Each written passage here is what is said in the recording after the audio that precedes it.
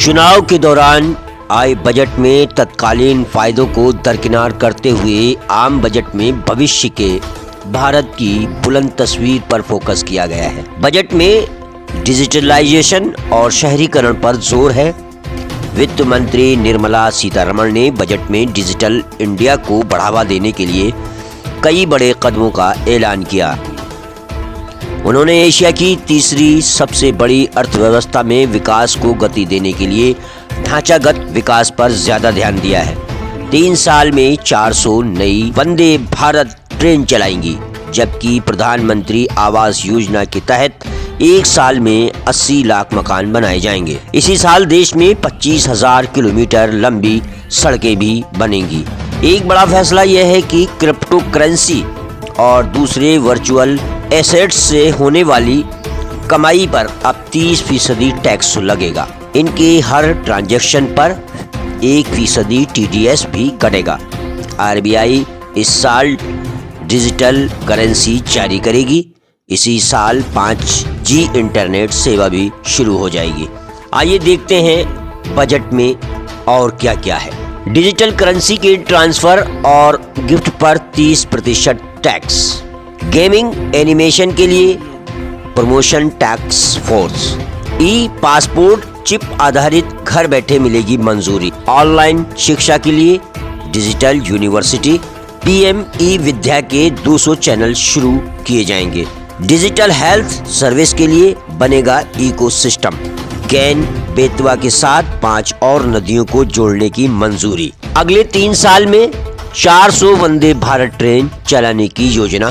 Corporate tax अब 15% surcharge 13 से घटकर 7% हुआ। किसानों के लिए शुरू की जाएगी डिजिटल सर्विस। बैटरी की स्वैपिंग के लिए स्पेशल चार्जिंग स्टेशन होंगे। 75 जिलों में 75 डिजिटल बैंकिंग यूनिट की स्थापना होगी। इलेक्ट्रिक वाहनों के लिए स्पेशल मोबिलिटी जोन होगा। आयकर की दरों में कोई बदलाव नहीं होगा। इनकम टैक्स स्लैब में कोई बदलाव नहीं किया गया है। 2 साल के अंदर अपडेटेड टैक्स रिटर्न फाइल कर सकेंगे। 5 साल में 60 लाख लोगों को रोजगार देने का ऐलान किया गया है। 2.37 लाख करोड़ की MSP होगी ट्रांसफर। ये थोड़ा विस्तार से समझे कि किसानों की रबी व खरीफ फसल का संरक्षण करते हुए खातों में 237 लाख करोड़ की MSP होगी ट्रांसफर। ये भाई चुनाव का फायदा यहाँ दिखाया गया है। PP मॉडल के तहत डिजिटल और हाईटेक तकनीक पहुंचाई जाएगी। खेतों के असेसमेंट के लिए ड्रोन की मदद ली जाएगी। ड्रोन से न्यूट्रिएंट और कीटनाशक के छिड़काव को बढ़ावा दिया गया है। अब रत्न आभूषण उद्योग को दी सीमा शुल्क से छूट। MSME को इमरजेंसी क्रेडिट लाइन गारंटी के तहत 1.30 लाख करोड़ की सहायता। रत्न आभूषण उद्योग और इलेक्ट्रॉनिक्स उत्पादों को सीमा शुल्क से छूट। उद्यम ई-श्रम NCS और असीम पोर्टल आपस में जुड़ेंगे। सैनिकों के लिए भी है। रक्षा बजट में 47,000 करोड़ की बढ़ोतरी हुई। रक्षा बजट में 5.25 लाख करोड़ का प्रावधान गत वर्ष से 47,000 करोड़ ज्यादा है।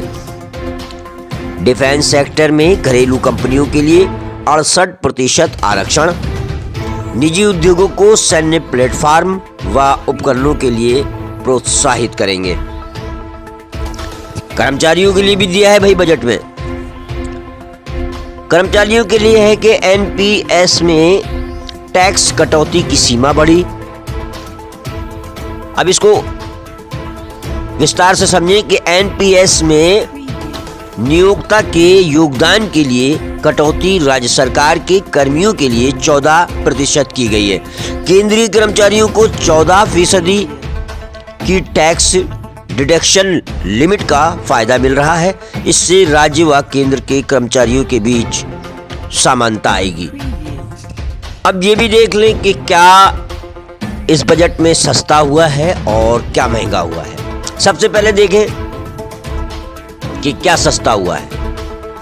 कपड़ा, चमड़े का सामान, मोबाइल फोन, चार्जर, कट और पॉलिश्ड हीरा, जेम्स और ज्वेलरी, खेती के सामान, पैकेजिंग के डिब्बे, विदेशी मशीनें, इलेक्ट्रॉनिक सामान, हीरा, cocoa beans, methyl alcohol, acetic acid, mobile phone के कैमरे के लेंस। ये चीज़ें तो भाई इस बजट में सस्ती कर दी हैं। अब महंगा क्या हुआ वो देखें। विदेशी छाता, imitation jewellery, loud speaker, headphone व earphone, smart meter, capital goods, solar cell, solar module, X ray machine, electronic खिलौनों के पार्ट्स, LED लाइट, ये सामान जो है वो महंगा हुआ है।